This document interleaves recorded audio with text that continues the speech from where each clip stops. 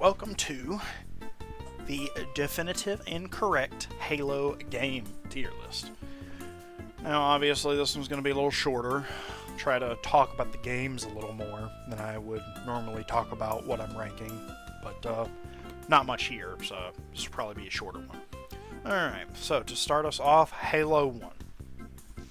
I have played through the entirety of all of these games, actually, except for ODST, so I won't be ranking that one.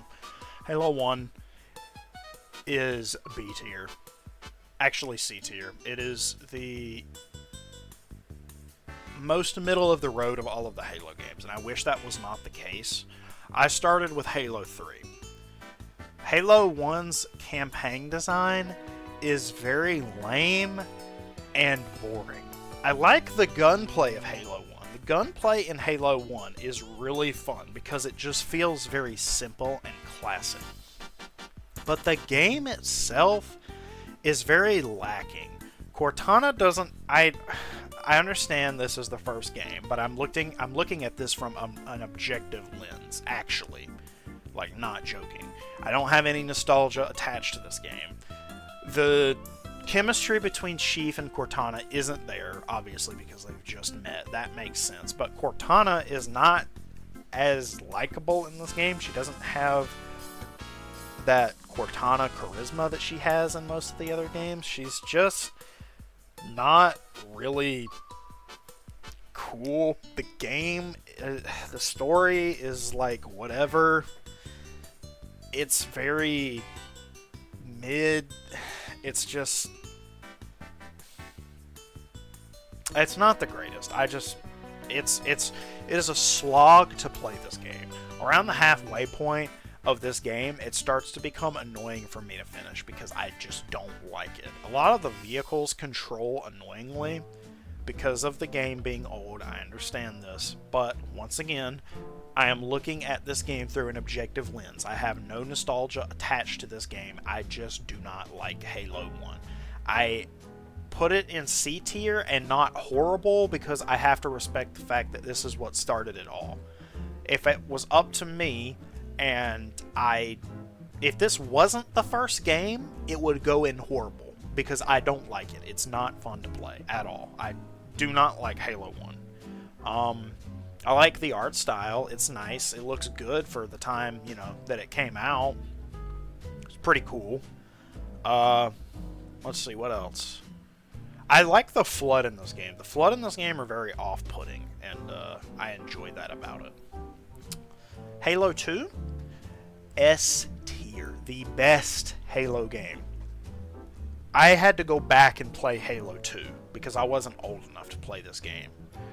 Like I said, I started with Halo 3, and when MCC came out, I got to go back and play Halo 2. And the hype is warranted around this game. No nostalgia attached to this game at all. It's better than 3.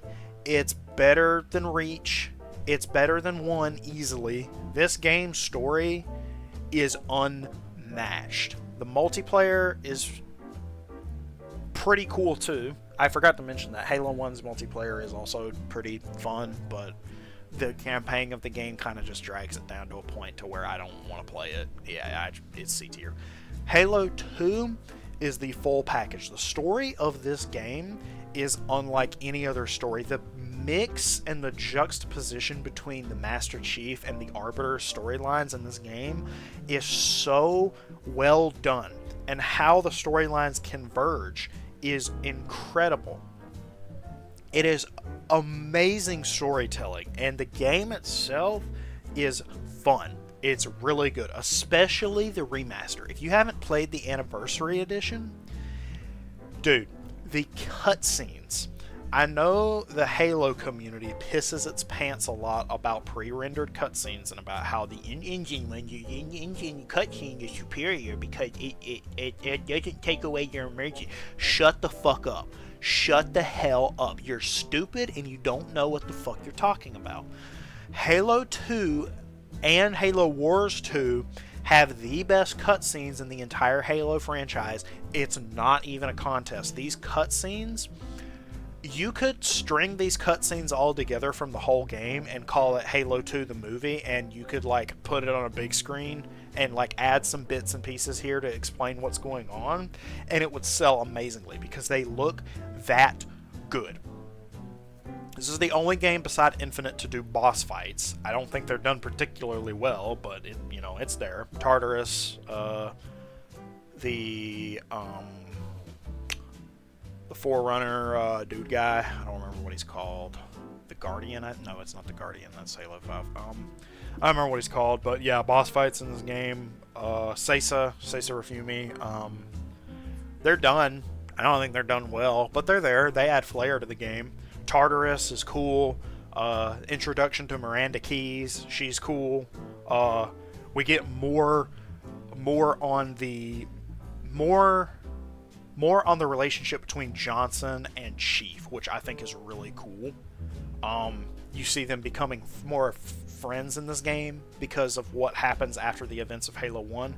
That is one critique I will give Halo 2. I wish that that bridging the gap between 1 and 2 wasn't in a book. I wish that was explained in the games.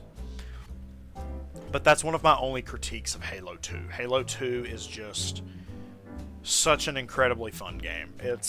I would recommend anybody who hasn't played Halo 2. It is one of the best games ever made, in my opinion. The story in this game is just second to none. Seeing the prophets get killed, seeing how they manage the Covenant, the Great Schism, it's so great. Halo 3 is going in A tier. The story here, definitely weaker than 2, but not bad by any means, especially some cool moments. Getting to see the Chief and the Arbiter really come together to start becoming friends and allies. A lot of character deaths in this game. Obviously, it's the end of the Bungie trilogy. It's just...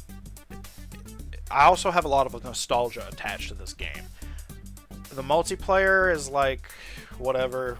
It's fun. I don't think it's as fun as Halo 2 and Halo 1, but it holds up. The story, I really like the helplessness you feel in this game. It's more pronounced, I feel like, than the other ones, as the Covenant just invades Earth and excavates the entirety of Africa to find the portal to the Ark. And then when you go to the Ark, the Forward Unto Dawn is the only ship that goes through with the rest of the elites. It's just such a crazy feeling. The scene in Tip of the Spear, I believe the mission's called, the Trident, something like that. That scene is amazing. I love that. The end of the Covenant has truth dying to the Arbiter has so much meaning in this game. The Flood is a menace. It's just the mission at the end of the game where you gotta kill 2 Scarabs with the Hornet to get into the control room, the Citadel. This game is pretty damn good. This game's really good. Halo 3 ODST. Never played, not gonna rank it.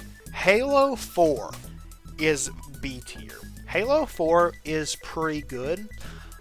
I personally am enjoying the more emotional side of Chief. I like seeing as he gets older, he develops a little more and is a little more what's the word? A little more, damn it, what's the word? Fucking stupid. He's a little more aware of what's around him. He's a little more aware that he's getting older. He's a little more aware of his relationship with Cortana. Cortana in this game is also really well written, I think. The rampancy. The Didact is a cool villain. I don't understand why his kill-off wasn't in the game and in a book. A lot of the reasons why Halo 4 is in B tier is not because Halo 4 is bad. I think Halo 4 gets way too much shit. 343 is not that bad. They're not as good as Bungie was. Because Bungie, I hate to tell you guys, especially Halo fucking community, Bungie is not great anymore. Go look at Destiny 2. It's not in a great state. But anyway, A lot of the stuff, a lot of the reasons why Halo 4 is B tier in my opinion, is because of a lot of the stuff around it, not necessarily because of the game itself. The game gets too much shit, definitely. I think it's not that bad. I would say it's good. It's not as good as 2 or 3, but it's damn sure better than 1 in my opinion. A lot of the guns are fun. A lot of the new weapons, the Prometheans are a cool enemy. I wish they would have expanded upon them more. They're cool. I like them. I think they're a good juxtaposition to the Flood. Yeah, Halo 4. It's good. I like it. The ending is pretty heartfelt. Yeah. Alright, Halo 5. This is when things get muddy. Halo 5 is going in D tier. The only reason it's not going in horrible tier is because the multiplayer absolutely carries this game. The multiplayer of Halo 5 carries it. That is the only reason it is not in horrible tier. The story of this game stinks. Chief is kind of not necessarily stupid in this game, but they go too far with the emotion. They let his emotions control all of his actions, which is stupid for something in his position. I don't think it's a bad idea for him to be more emotional, as you'll see when I talk about Infinite, but the way he acts in this game is just dumb. I like Blue Team being here. That's a cool addition because we've never seen them in a mainline game. But most of this game takes place from Locke and Osiris's point of view, and they're not good characters. Buck is the only one that is redeemable, but that's just because of his appearance in 3. Or in ODST, I mean. That's the only reason Buck is a salvageable character in 5. If Buck didn't have that like story already built for him, he would be just as bad as the rest of them. Vale, Tanaka, and Locke are just very... Vale and Tanaka especially, just they shouldn't have been there. They're boring characters. They don't really progress. They don't really show any sort of development. They're not really that cool of characters. Blue Team is kind of the same, honestly. The only reason Blue Team gets a pass is because they have a past. Vale and Tanaka, I don't know anything about them. They're boring characters. I think Locke would have been a better... I don't necessarily think Locke is a bad character. I think he's a waste of potential. I think he could have been a very good, like, kind of Arbiter-esque sidekick to Chief. I think that could have been a lot cooler than him being like the main playable character of the game. He's kind of just like a whatever, you know. I'm not really a big fan of Locke. I think he could have been a lot better as more of a supporting character, I think. Cortana going evil and the created... the story starts to get really muddy here, and it's even more muddy when it gets to Infinite because they decide to explain a lot of the inner workings of what's happening with a book, and I haven't really read any of the books. The Guardians are cool, but the whole story that's going on here is just not. The created are like very mid villains. They're not really all that interesting. Warden Eternal is dumb. I don't like him. He's annoying. Cortana going evil, like I said, is kind of a whatever plot point. It makes sense, but I'm not a big fan of it. I wish she would have just been gone at this point. Yeah, Halo 5. The multiplayer of Halo 5 is what carries it. The rec system... Okay, listen, the rec system ain't the greatest, but it's possible for you to, you know, run through the rec system for free. It's not the easiest thing to do, but you can do it, and it's, you know, you play in the game, I guess. It's fun. This has the Warzone firefight mode as well, which is really fun. Yeah, Halo 5 D tier. Only reason it's D tier is because the multiplayer carries it. Halo Infinite. This is a controversial pick. Halo Infinite is A tier. Stop whining about this game. It is a fun game. 343 did a slapper of a job with the campaign. This is the best campaign they've ever done. It goes hard. It mimics the feel of the Halo 1 campaign with the mystery and you not knowing what's going on, the Zalanin, the Endless, the Harbinger. I wish there was a little more explanation of what's going on in Infinite so we can get hyped for the future. However, I am excited to see where this goes. I am excited to see what the Endless are. I'm excited to see what the Zalanin are. I'm excited to see where the Banished go. The Banished, being a mainline enemy, are just incredible, dude. The Banished are such good enemies. The only reason I put the Covenant over the Banished is because the Covenant's motivations are more clear. The Banished motivations are kind of muddied. I understand why they're doing what they're doing on Zeta Halo. They kind of just do what they want to, you know? They're the Banished. I wish Atriox had more screen time in this game because he's my favorite villain ever, period, in any Halo game ever.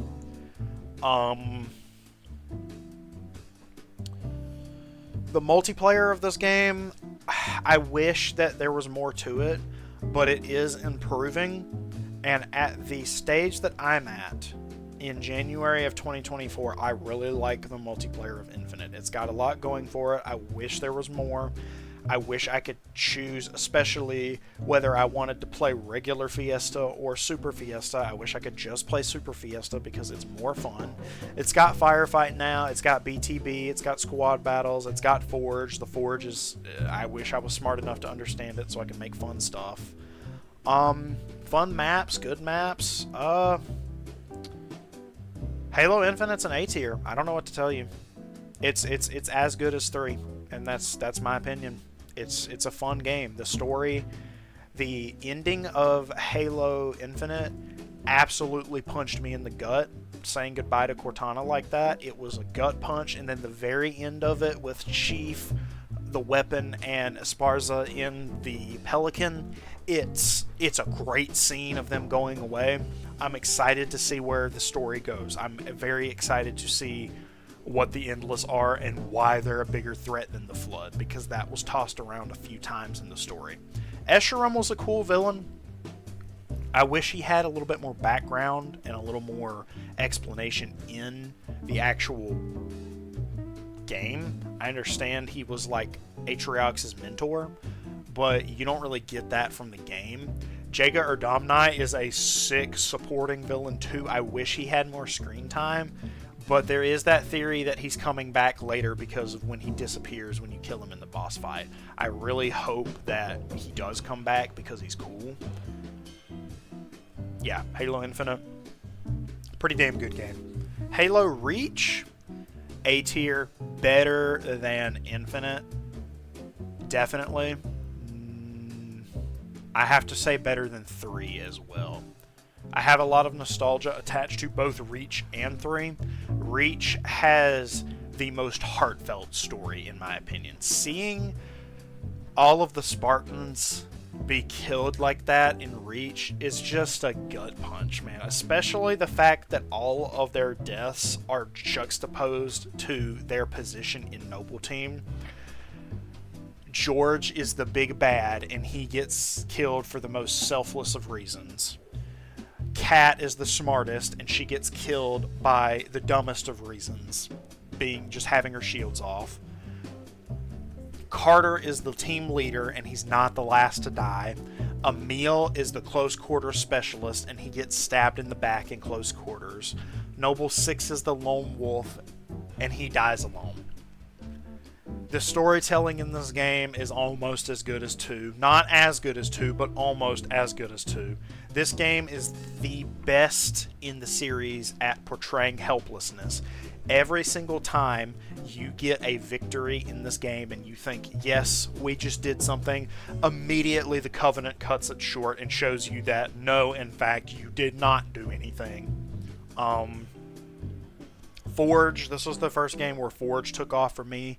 Me and my brother used to have this crazy world back in the day where we built a giant fucking highway that went all the way from the hangar on Forge World all the way to the other end of the map and wrapped around the island a bunch. It was called the Pablo Highway. It was one of the best things. I remember we had a giant sumo map, like Warthog Sumo. You had to push each other off and you'd fall into kill balls. There was just tons of fun stuff on that map. Halo Reach is one of the best Halo games in my opinion. Almost as good as 2, not as good as 2. Honestly, I'll put it in S tier behind Halo 2. I think it deserves it. Halo Wars 1 is a B tier. Oh, whoops. Halo Wars 1 is a B tier game. This sets up the story for Halo Wars 2, but the gameplay is fun. Pretty unbalanced, but fun. The story is kind of whatever. I really like the fact that it takes place before the mainline Halo games. I think that kind of sets it apart. That's a lot of fun. I like the idea that the entire war hinges on the fact that the Spirit of Fire fucks over the Covenant and getting that Forerunner fleet. That's really cool. And then they go into Drift, and the story is pretty cool. Serena's a cool character. Anders is cool. Forge is cool. Cutter's cool. All the main characters are pretty cool. The Arbiter in this game, Ripamormi, is a very juxtaposed to the Arbiter we know in the mainline Halo games. Ripamormi is a just fucking bloodthirsty, overconfident piece of shit. Juxtaposed to Thel Vadami, who is a humble, very noble warrior. It's a very cool, a very cool comparison to see the two Arbiters, how different they are, and Ripamormi kind of getting his ass handed to him by Forge, which is pretty funny.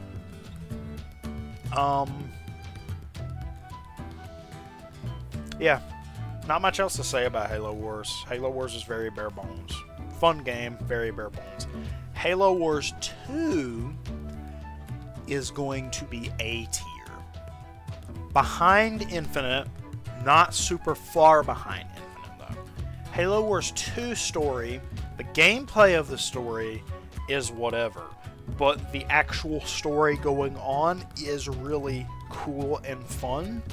And it helps that it has the same cutscene quality as Halo 2 Remastered. Isabel is a fun AI. It's nice that they have the AI come in and it shows more of the human side of the AI. You have to understand that Isabel is not a military AI. She's a logistics AI. It's basically the same thing as a civilian contractor being drugged in to be the head logistics operation of a war. That's what Isabel's going through in this game, pretty much. Cutter is cool in this game. He's a beast. Anders is less, I guess. She's just better in this game. She's better written. She looks better. She's cooler. Anders in this game is cool. Forge is not present because he dies at the end of Halo Wars 2 because he sacrifices himself. This is the introduction of the best villain in the entire franchise, Atriox. He's a beast. It shows the Banished, where they came from, why the Banished are beasts.